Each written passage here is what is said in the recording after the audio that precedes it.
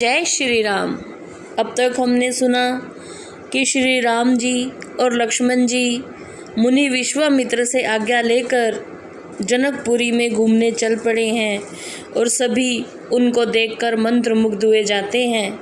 आइए अब आगे आनंद लेते हैं श्री रामचरितमानस का। पूरब दिसि गे दो भाई, जहें धनुमख हित भूमि बनाई। अति विस्तार चारु गच्छ धारी, विमल बेदिका रुचिर समारी। फिर दोनों भाई नगर में पूर्व दिशा की ओर गए, जहाँ पर धनुष यज्ञ के लिए भूमि बनाई गई थी। यज्ञ मंडप बीच में बहुत लंबा चौड़ा था। सुंदर और स्वच्छ वेदी का निर्माण किया गया था। चहुँ दिसि कंचन मंच विशाला, रचे जहाँ बैठहि महिपाला। तेहि पाछे समीप चहुँ पासा, अपर मंच मंडली बिलासा। चारों ओर राजाओं के बैठने के लिए सोने के सिंहासन थे। उसके पास ही मंचों का मंडलाकार आकृति का घेरा बना हुआ था। कछुक ऊंची सब भांति सुहाई, बैठहि नगर लोग जह जाई। तिन्ह के निकट विशाल सुहाए, धवल धाम बहु बरन बनाए। कुछ मंच पहले से ही ऊंचे थे और कुछ ऊंचे बनाए जा रहे थे। साथ ही साथ विशाल सुहावने रंगों के स्थान बनाए गए थे। जह बैठे देखहि सब नारी, जथा जोग निज कुल अनुहारी। पुर बालक कहीं कहीं मृदु बचना, सादर प्रभु ही देखावही रचना। यहाँ पर सभी स्त्रियाँ अपने कुल के अनुसार बैठेंगी। नगर के बालक मधुर वचनों का उच्चारण कर श्री भगवान राम को अपनी रचना के बारे में बता रहे थे।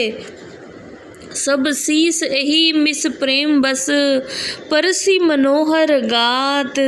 तन पुल कहीं अति हर्ष ही, देखि देखि दो भ्रात। सभी बालक प्रेम के वशीभूत होकर दोनों भाइयों के सुंदर शरीर का स्पर्श कर रहे थे। उन्हें देखकर बालकों का शरीर पुलकित हो रहा था और हृदय आनंद से भर रहा था। शिशु सब राम प्रेम बस जाने, प्रीति समेत निकेत बखाने। निज निज रुचि सब लेहि बुलाई, सहित स्नेह जाहि दो भाई।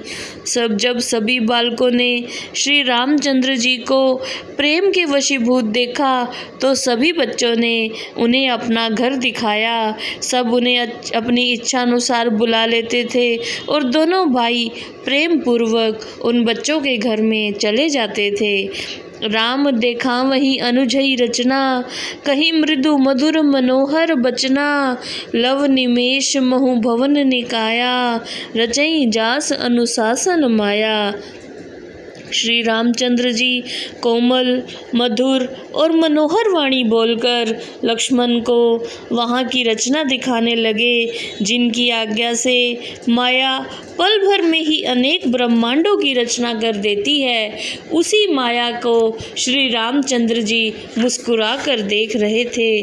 भक्ति हेतु सोई दीन दयाला, चितवत चकित धनुष मख साला। कौतुक देख चले गुरु पाही, जानि विलंब त्रास मन माही।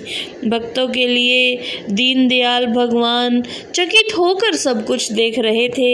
जब सब रचना देखकर उनको लगा कि अब देर हो गई है तो दोनों भाई गुरु विश्वामित्र के पास चले गए।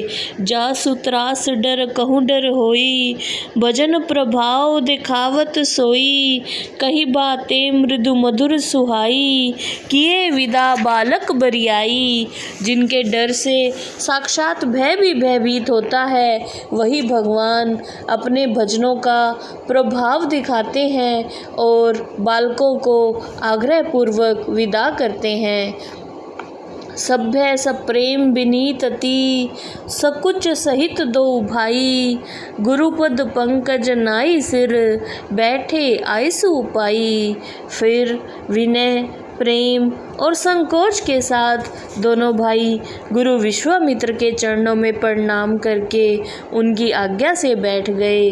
निसी प्रवेश मुनि आयुष दीना, सभई संध्या बंदन कीना, कहत कथा इतिहास पुरानी, रुचिर रजनी जुग जाम सिरानी। इसके बाद संध्या होते ही मुनि ने आज्ञा दी और सभी ने मिलकर संध्या वंदन किया।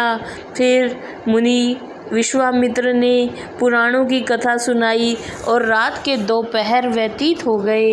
मुनिबर शयन किन्हीं तब जाई, लगे चरण चापन दो भाई, जिन्हें के चरण सरोरहु लागी, कहत विविध जप जोग विरागी। अब मुनिवर सोने के लिए चले गए तो दोनों भाई उनके चरण दबाने लगे, जिनके चरण कमलों के लिए वैराग्यवान पुरुष भी अनेक प्रकार के जप और योग करते हैं, वो श्री राम अपने गुरु के चरण दबा रहे हैं। तेई दो बंधु प्रेम जन जीते, गुरुपद कमल पलोटत प्रीते, बार बार मुनि आज्ञा दीनी, रघुबर जाई शयन तब कीनी। दोनों भाई प्रेम से गुरु के चरण कमल दबा रहे हैं और गुरु विश्वामित्र के आज्ञा देने के बाद श्री रामचंद्र जी और लक्ष्मण जी शयन के लिए चले गए। चापत चरण लखन उर आए, सभ्य सप्रेम परम सचुपाए, पुनि पुनि प्रभु कैसो वहु ताता, पोडे धर उर पद जल जाता। लक्ष्मण जी प्रेम सहित श्री राम के पैरों को दबा रहे हैं और लक्ष्मण को जब पैर दबाते हुए देखते हैं तो श्री रामचंद्र को प्रेम भी होता है और उन्हें बड़ा सुख मिलता है। श्री राम जी के कहने के बाद लक्ष्मण जी चरण कमलों का ध्यान रखकर सो जाते हैं। उठे लखन निसी विगत सुनी, अरुण शिखा धुनि कान, गुरु ते पहले जगपति, जागे राम सुजान। रात बीत जाने पर लक्ष्मण जी उठ बैठे और जगतपति श्री रामचंद्र जी गुरु विश्वामित्र के जागने से पहले उठकर बैठ गए। सकल सोच करी जाई नहाए, नित्य निबाही मुनि ही सिर नाए, समय जानी गुरु आयुष पाई, लेन प्रसून चले दो भाई। दोनों भाइयों ने नित्य क्रम की सारी क्रियाएं की और गुरु विश्वामित्र से आज्ञा पाकर दोनों भाई फूल लेने चले गए। भूप बाग बर देखई जाई, जहाँ बसंत ऋतु रही लो भाई, लागे बिटप मनोहर नाना, बरन बरन बर बेल बिताना। दोनों भाइयों ने जाकर राजा जनक का सुंदर बाग देखा, जहाँ बसंत ऋतु लुभा रही थी। उसमें तरह तरह के सुंदर वृक्ष लगे थे और कई रंग बिरंगी उत्तम बेलें छाई हुई थी। नव पल्लव फल सुमन सुहाए, निज संपत्ति सुर रुख लज्जाए, चातक कोकिल कीर चकोरा, कूजत बिहग नटत कल मोरा। वृक्षों में सुंदर नए पत्ते थे, फल थे और फूल लगे हुए थे जो कल्प वृक्ष को भी लज्जा रहे थे। पपीहा, तोता, चकोर, कोयल सभी पक्षी बोल रहे थे और मोर हर तरह से नाच रहे थे। मध्य बाग सरु सोह सुहावा, मनी सो पान विचित्र बनावा, विपल सलील सरसिज बहुरंगा, जल खग कूजत गुंजत भृंगा। बाग के बीच में मणियों से जड़ित विभिन्न प्रकार की सीढ़ियों से निर्मित सरोवर सुशोभित था और जिसमें अनेक रंगों के कमल खिले हुए थे। जल के पक्षी बोल रहे थे और भंवरे गुंजन कर रहे थे। बाग तड़ाग बिलोकी प्रभु, हर्षे बंधु समेत, परम रम्य आराम यहू, जो राम ही सुख देत।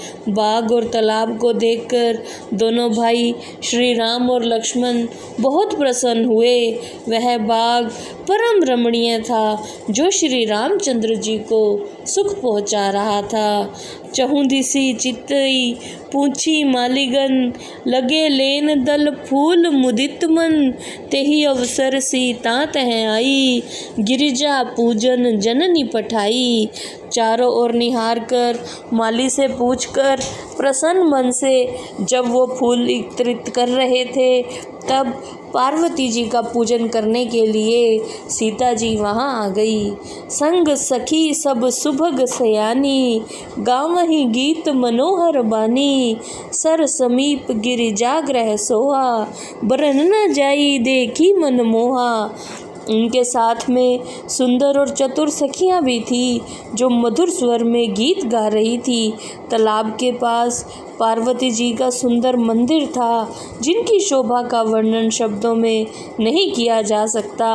मंजन करी सर सखिन समेता, गई मुदित मन गोरी निकेता, पूजा किहनी अधिक अनुरागा, निज अनुरूप सुभग बर मागा। सीता जी जब सभी सखियों के साथ सरोवर में स्नान करके प्रसन्न मन से पार्वती जी के मंदिर में गई, तो वहाँ उन्होंने प्रेम पूर्वक पूजा कर अपने लिए सुंदर वर मांगा। एक सखी सिय संग बिहाई, गई रही देखत फुलवाई, तेहि दो बंधु बिलोके जाई, प्रेम विबस सीता पही आई। एक सखी सीता जी का साथ छोड़कर फुलवाड़ी देखने चली गई, जहाँ उसने दोनों भाइयों को देखा और प्रेम में मगन सीता जी के पास आ गई। तासु दशा देखी सखिनै, पुलक गात जल नैन, कहू कारण निज हर्ष कर, पूछही सब मृदु बैन। सखियों ने उसकी दशा देखी, उसका शरीर पुलकित था, आंखों में प्रेम के आंसू छलक रहे थे। सब सखियां उससे मधुर वाणी से पूछने लगी कि आपकी प्रसन्नता का कारण बताओ।